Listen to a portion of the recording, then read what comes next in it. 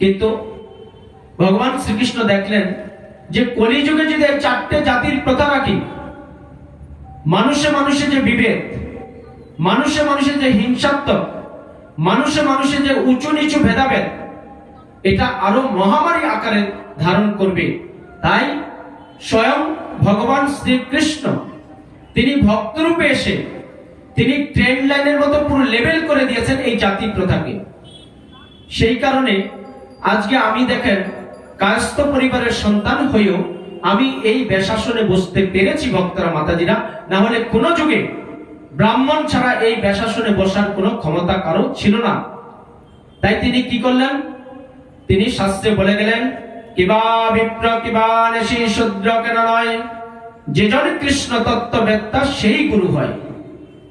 যে শুধু ব্রাহ্মণ, শুধু সন্ন্যাসী হলে সে সমাজে গুরুদেব হবে, সে ধর্ম প্রচার করবে, সেটা নয়।